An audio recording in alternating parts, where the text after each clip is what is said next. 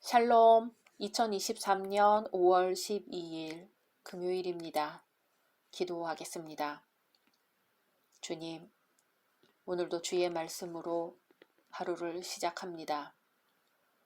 사랑하는 주님, 오늘은 잠잠하게 하소서, 고요하게 하소서, 우리들의 소리를 멈추고 주님의 소리에 귀 기울이게 하소서. 예수님의 이름으로 기도드립니다.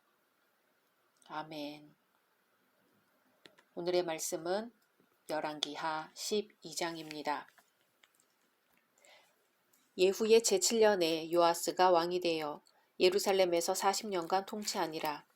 그의 어머니의 이름은 시비아라. 브엘세바 사람이더라. 요아스는 제사장 여호야다가 그를 교훈하는 모든 날 동안에는 여호와 보시기에 정직히 행하였으되 다만 산당들을 제거하지 아니하였으므로 백성이 여전히 산당에서 제사하며 분향하였더라. 요아스가 제사장들에게 이르되 여호와의 성전에 거룩하게 하여 드리는 모든 은 곧 사람이 통용하는 은이나 각 사람의 몸값으로 드리는 은이나 자원하여 여호와의 성전에 드리는 모든 은을 제사장들이 각각 아는 자에게서 받아들여 성전의 어느 곳이든지 파손된 것을 보거든 그것으로 수리하라 하였으나 요아스 왕 제23년에 이르도록 제사장들이 성전에 파손한 데를 수리하지 아니하였는지라. 요아스 왕이 대제사장 여호야다와 제사장들을 불러 이르되 너희가 어찌하여 성전에 파손한 데를 수리하지 아니하였느냐. 이제부터는 너희가 아는 사람에게서 은을 받지 말고 그들이 성전에 파손한 데를 위하여 드리게 하라. 제사장들이 다시는 백성에게 은을 받지도 아니하고 성전 파손한 것을 수리하지도 아니하기로 동의하니라. 제사장 여호야다가 한 궤를 가져다가 그것의 뚜껑에 구멍을 뚫어 여호와의 전문 어귀 오른쪽 곧 제단 옆에 두매 여호와의 성전에 가져오는 모든 은을 다 문을 지키는 제사장들이 그 궤에 넣더라.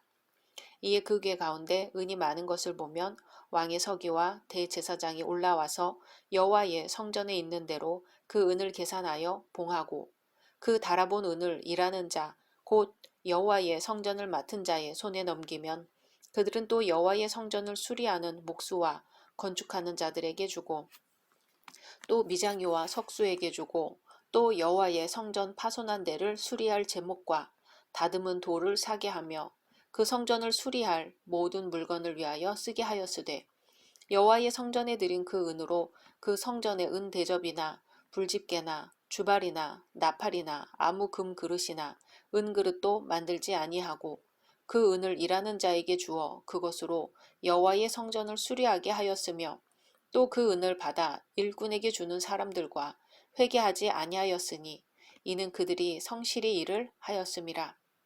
속건제의 은과 속죄제의 은은 여호와의 성전에 드리지 아니하고 제사장에게 돌렸더라.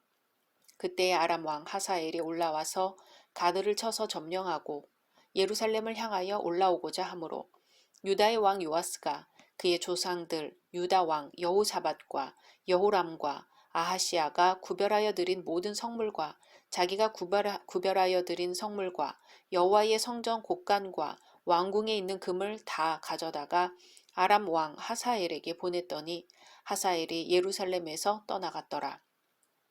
요아스의 남은 사적과 그가 행한 모든 일은 유다 왕 역대지략에 기록되지 아니하였느냐.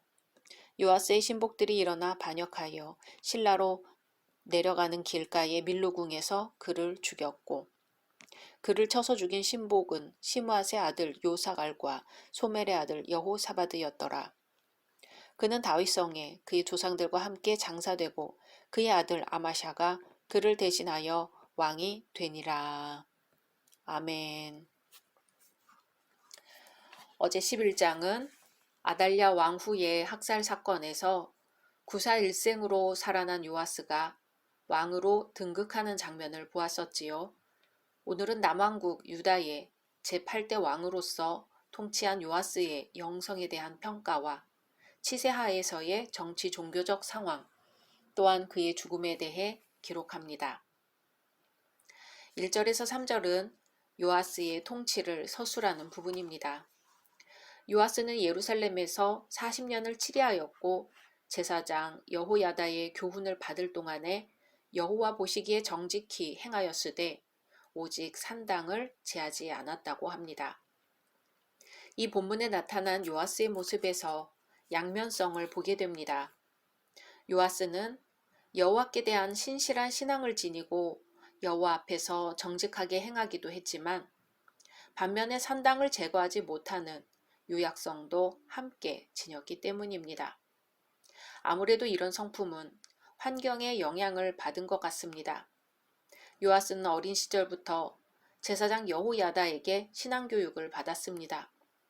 이는 마치 디모데가 어려서부터 구원에 이르는 지혜를 배운 것과 같습니다. 부모 없이 어린 시절을 보낸 그의 아픔은 여호야다의 교육을 통한 하나님의 은혜로 보상되었습니다. 반면에 그는 제사장 여호야다가 죽고 나자 쉽게 우상 숭배의 길에 빠져들었습니다. 심지어 여호야다의 아들 스가랴를 순교시키기까지 했습니다.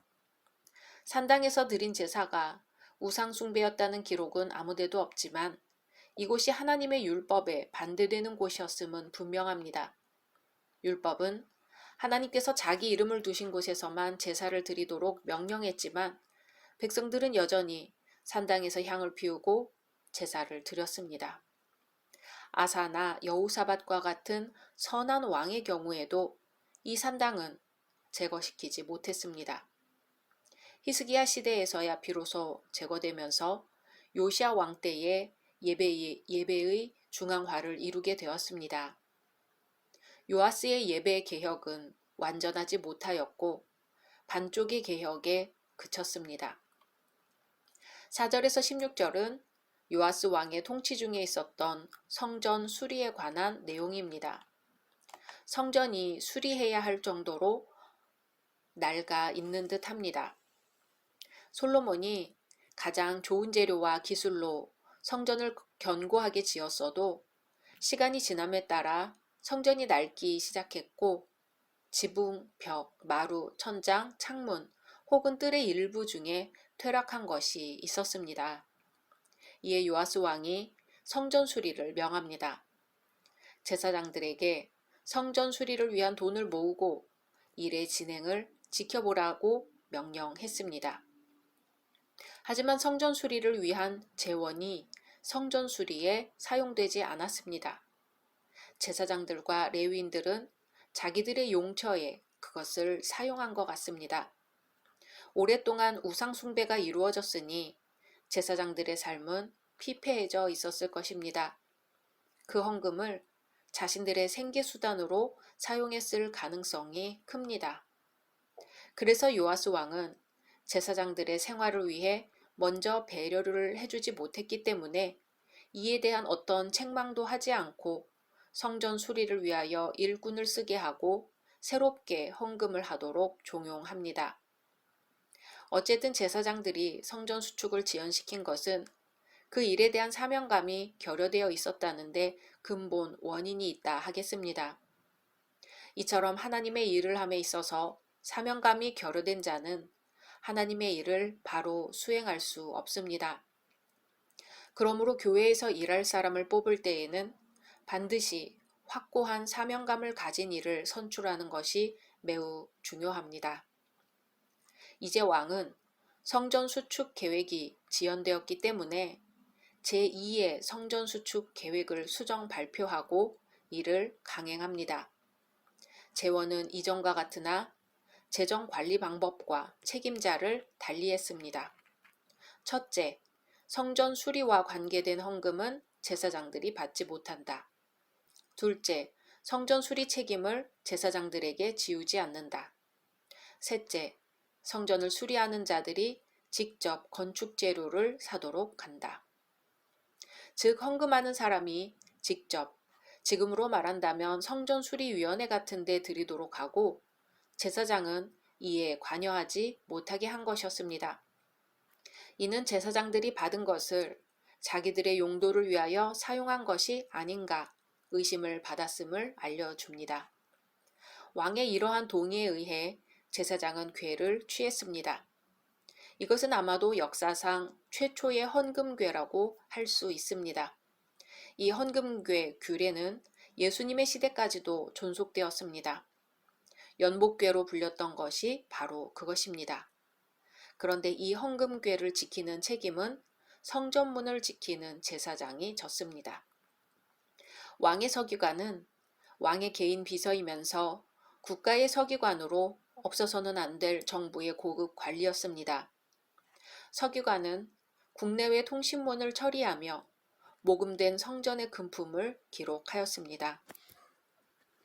요아스 왕은 성전의 수리를 위하여 백성들로부터 모금한 은을 서기관이 관리하도록 하였습니다.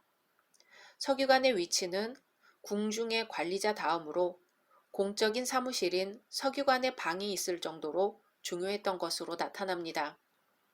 예레미야에 보면 유대의 고위 관리들은 서기관 엘리사마의 집에서 회의를 열었고 예루살렘이 포위되었을 동안 서기관 요나단의 집은 국가 교도소로 사용되었습니다. 또한 성경에는 한 서기관이 요시야의 종교개혁에 큰 공헌을 하였다는 사실이 기록되어 있습니다. 이제 성전 수리를 위한 비용이 백성들의 자원하는 신앙을 통해 거둬지게 됩니다. 그리고 이러한 일을 함에 있어서 속건제의 은과 속죄제의 은을 내는 백성들도 있었는데 이것은 바로 성전 수리와 함께 백성들의 신앙이 그만큼 성장되었음을 보여줍니다.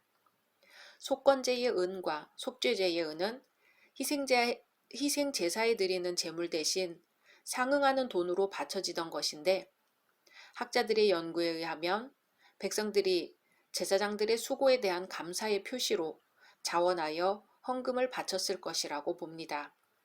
즉 성전의 처음 보수 때에는 제사장의 생활 문제에 대해 제도적으로 이를 뒷받침하지 않았으나 2차 때에는 이것이 보완되어 속건제의 은과 속죄제의 은이 오직 제사장에게 돌려져 그들의 생활 문제를 해결했습니다.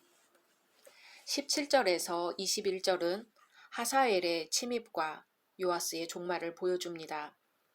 앞에 16절과 지금의 17절 사이에는 상당한 시간의 간격이 있는 것으로 보입니다. 아람의 하사엘은 영토 확장 정책으로 유다를 침략했고 블레셋 가드를 쳐서 취하였습니다. 그런데 요아스는 유다의 큰 군대가 아람의 적은 군대에 의해 대패하자 자기 조상 때부터 성물로 여호와의 전에 바쳤던 모든 보물을 하사엘에게 내어주게 됩니다. 여호야다가 죽은 후 요아스가 하나님을 의지하지 않고 돈으로 어려움을 해결했음을 보여줍니다. 요아스는 하나님을 의지하지 않고 자신의 죄를 회개하지 않음으로써 왕실과 성전의 재정이 거의 바닥날 지경에까지 처했던 것입니다. 요아스는 값비싼 대가를 치르고 평화를 가져왔으나 그 기간은 오래가지 않았습니다. 다음 해에 하사엘은 또 찾아왔고 더 이상 바칠 보화를 갖고 있지 않던 요아스는 어쩔 수 없이 전쟁을 치를 수밖에 없었기 때문입니다. 요아스의 사적은 처음처럼 웅대하게 종말을 맞지 못했습니다. 요아스는 왕위에 오른 지 40년 후에 그의 신복에 의해 살해당했습니다. 그리고 그의 아들 아마샤가 왕위에 오릅니다. 역대기의 기록을 보면 지금 열왕기에 기록된 사건 외에 제사장 여호야다의 죽음과 요아스가 여호야다의 사망 이후 아세라 숭배를 허락한 사건들을 기록하고 있습니다. 여호야다의 죽음과 함께 요아스의 영적인 안정성은 떨어지기 시작했습니다. 여호야다는 거의 요아스의 출생 때부터 영적인 교사이자 멘토였으나 그의 사후 요아스는 즉시 여호와로부터 떠나 아세라 숭배를 묵인하기 시작합니다. 더욱이 그는 여호와께 보냄을 받아 왕의 불신앙을 견책하고 그에게 악한 길에서 돌아오도록 임무를 받은 자신의 스승 여호야다의 아들인 선지자 스가랴를 살해하라는 명령을 내림으로써 그의 불경을 확인시켜 주었습니다. 그럼으로써 하나님의 심판이 유다에 대한 아람의 침공으로 나타나게 되었습니다. 아람의 침공으로 유다의 많은 지도자들이 살해되었고 요아스도 전투에서 부상당하여 회복을 기다리던 중 그의 신복들에 의해 피살되었습니다. 성경의 기록에서 이 모든 사실들은 유다와 요아스가 여호와를 버렸기 때문에 발생한 것이라고 증언하고 있습니다. 사도 바울은 고린도전서 3장 16절에서 너희가 하나님의 성전인 것과 하나님의 성령이 너희 안에 거하시는 것을 알지 못하느냐고 합니다. 또 사도 요한은 요한계시록 21장 22절에서 성 안의 성전을 내가 보지 못하였으니 이는 주 하나님 곧 전능하신 이와 및 어린 양이 그 성전이심이라 하고 고백합니다. 참된 성전은 바로 하나님께서 임재하신 곳이며 곧 하나님 자신 예수 그리스도 자신입니다. 그리고 하나님의 성령이 내주에 계시는 성도들입니다. 우리가 바로 성전인 것입니다.